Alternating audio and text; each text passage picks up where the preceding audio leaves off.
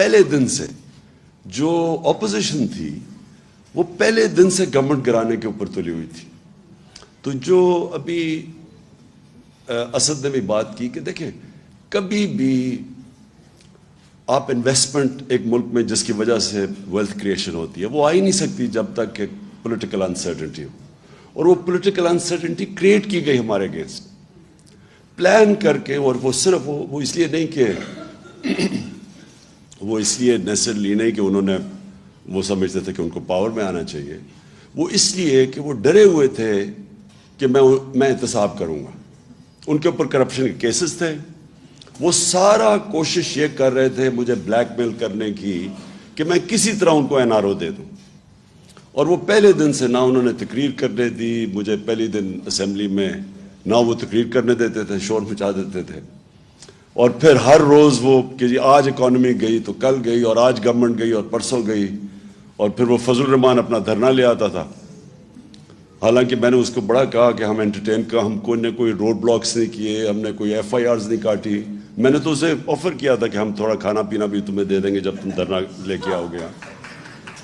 اور پھر وہ اور ڈرانے کے لیے بلاول صاحب نے کام پہ ٹانگنے والا ٹور کر دیا گورنمنٹ گرانے کے لیے.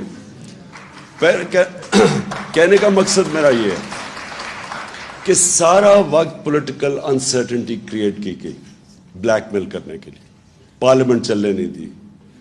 اور پھر یہ ٹائم فریم دی آگے کیا یہ 3 مہینے میں اور 2 مہینے میں گئی, اور سازشیں ہو رہی تھی. وہ مجھے پوری اس کی رپورٹ تھی.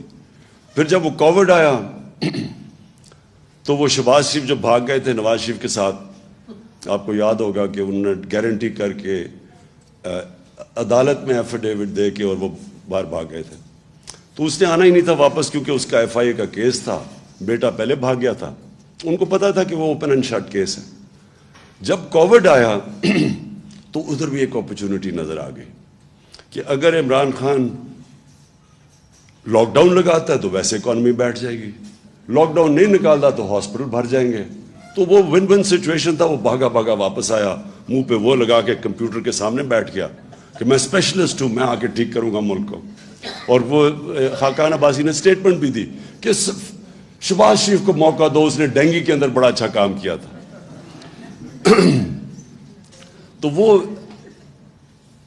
ایک 3.5 سال کا بڑا انریچنگ ایکسپیرئنس تھا.